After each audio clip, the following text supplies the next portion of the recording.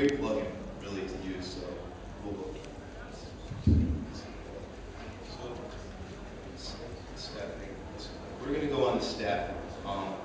Staffing is going to be the most important part of your server because that will create what the experience is for the player. The quality of your staff creates who wants to play on it or not, really. That's why we actually created our server, because we played on a few and we had a lot of fun, but the staff became abusive, and we then thought, why don't we just do what we want to do and treat people the way we want to be treated? So that's why we've created our staff group, and our staff group, we try to stay close and play games other than Minecraft, and really try to stay organized. And we have a meeting once a week just to talk about any changes we have with the server and anything we need to know. And it's a really fun process to select people that will work with us. So obviously we can't just hire anybody that you just meet on your server and be like, oh, I like you, here's suddenly staff. You can't just suddenly give them off because, well, that's not a good idea. If you have a server that is anti-griefing, so you don't want to have griefing on your server and suddenly give somebody like all these powers, they're going to go and destroy your server. So you have to choose people that you actually trust. You have to actually get to know them, and they have to understand how your server works. So the way that I became staff was that I was on the server for what, 2 months or so, and I had staff members help me, and I suddenly understood how to, work the server, and I was answering everybody's questions.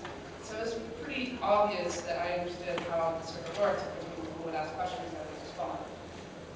Now you also have to find people not just knowledgeable but polite. You can't just have rude people, being in staff. It's like a job, like a real job. You don't want somebody in your office that's rude and is just gonna like sit there and play, computer games all day. You want somebody that's gonna be actually, respectable and polite. It's kind of very difficult to actually find somebody online. We've had a couple of people that we made them pre-mod, which is the first step in the staff, kind of like a trial staff mode, which I think is a great idea. That way, in case something doesn't work out, you can just take away their pre-mod, and they don't have access to all the different plans. So they can't just go and destroy half your server in 2 days. Pre-mod can only do temp bans and log block, which is a plugin that we'll get into later, but that's pretty much all they can do. And then once they prove that they're on all the time, that they're helpful and know what they're doing, then they get to moderator, which moderator can do global bans and local bans and a whole bunch of other different things that help people.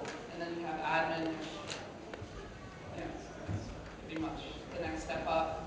Some of them have world edit, not all of them, because you have to kind of choose who has world edit. You don't want everybody to have world edit again because of the whole grouping issue.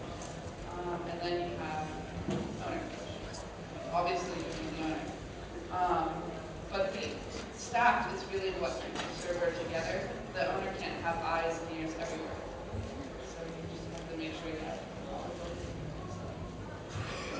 So there's two things I wanted to add to this. First of all, you don't want to hire until it hurts, right? So you never want to hire somebody else to do a job that you can do yourself.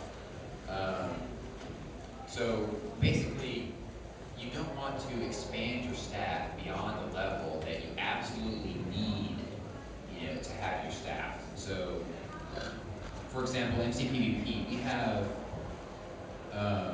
we have 60,000 players join our service every day, and we have 8 admins.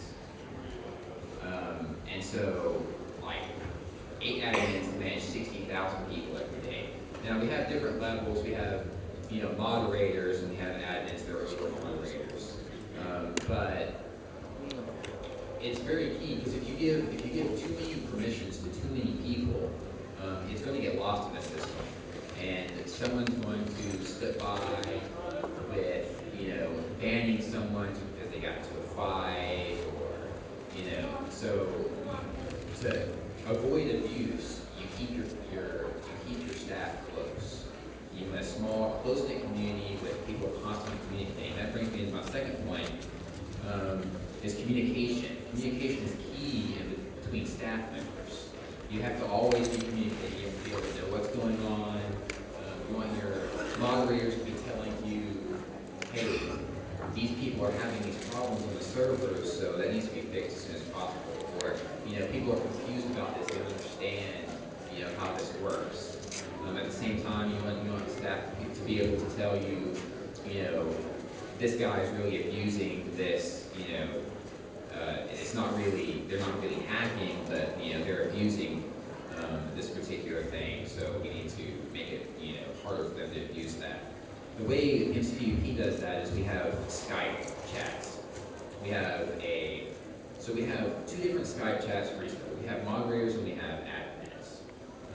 For our moderators our Skype chats, we have casual chats and important chats. The casual chats, we add all the moderators and all the admins to the moderator casual chat. And so we're just constantly communicating, and I mean, the casual chat is just, for the staff to just be as around and get to know each other. Because it's important for them to be close and to understand, the limitations of each individual, what certain people are good at. And then we have the important chat, which is where the moderators can say, hey, this guy needs to be banned because, I saw him hack. Moderators and MVP can't ban, they can only kick. So you can kick somebody for 2 hours and then say something in the moderator important chat, and then the admins see it, and they can go on and investigate it further and ban if necessary. And then the admins, we also have our own personal chat. We have the casual chat and important chat as well. And so that's just, it's a great method to keep everybody in touch with each other constantly. Anytime anybody's online, they're always on the casual and important chats. And so if you need something real fast, you just, send it in an important chat, and everybody knows immediately. So I have 2 points as well to go on about staffing. First off is some example based off of Cold Shoes World. Essentially, what you make your how you identify your server is how you're going to adjust your staff. How many staff is going to say you're going to need? What kind of things are they going to do? Are there going to be different ranks that aren't going to be just focusing on the actual maintenance of the server, but also about creating the environment. On Cold Shoes World, we had a step-up rank system. It was kind of more complicated. There were about 10 ranks. However, the idea was that we were going to get our mods and admin and everyone else who was going to be maintaining the server through the system. So, the first steps is to trust your users. That's through constant communication, utilizing those voice communications such as Mumble, TeamSpeak, Ventrilo, and Skype. And then giving them permissions that you can gauge what they're going to do. For instance, on ours, it was simply giving them a command which would give them items. Now, or let them get items for themselves to work with. And the question was, were they going to use them to give to other players, which was against the rules, on whatnot. So as we over time, we see how they work with each other and see if they do break rules, and if they aren't, then we take them to the next level. And that's where we teach them how to use those plugins such as World Edit, World Guard, and stuff like that it's a staff-based training where we work with them in order to utilize such important plugins, as well as LogClock. And so that brings me to a point with using staff to set the environment. It's really important.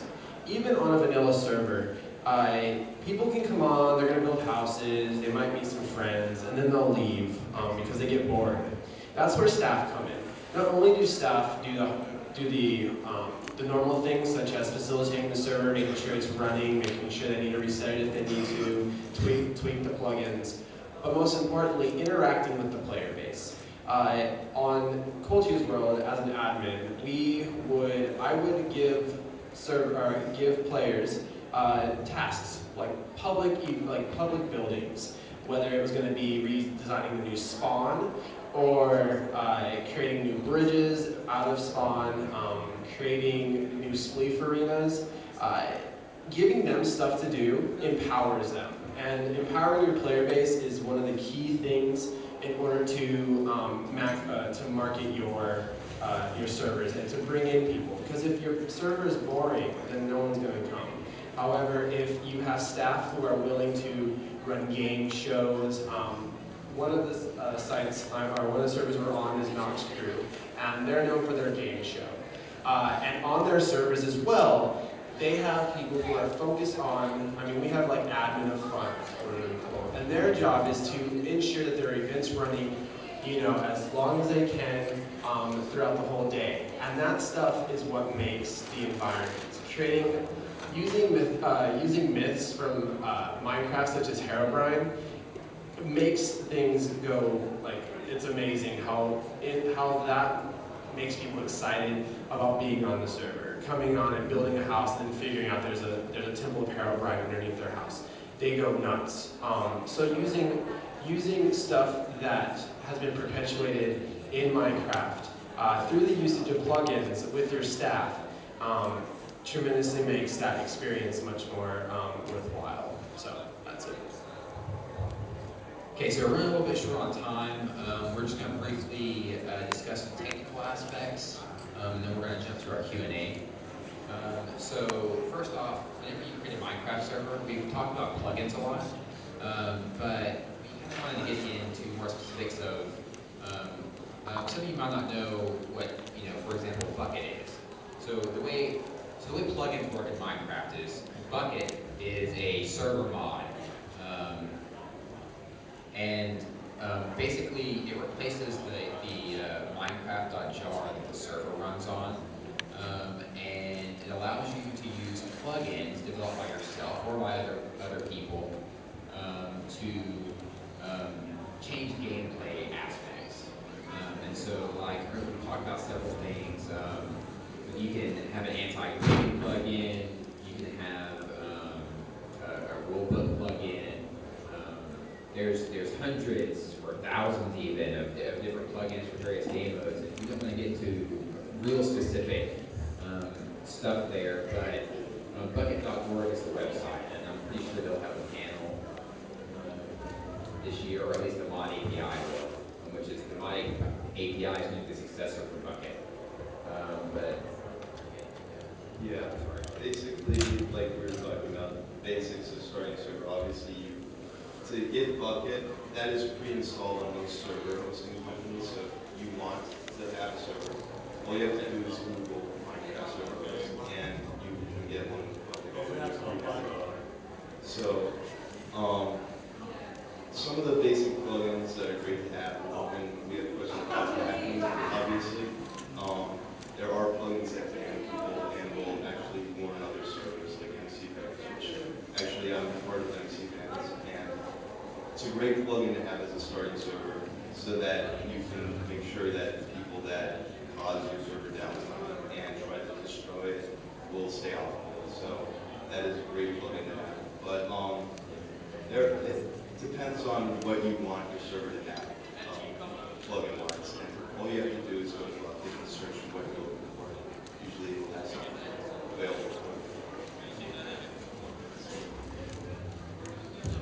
okay, so we're going to go ahead and open it up to a Q&A session here. So does anybody have any questions for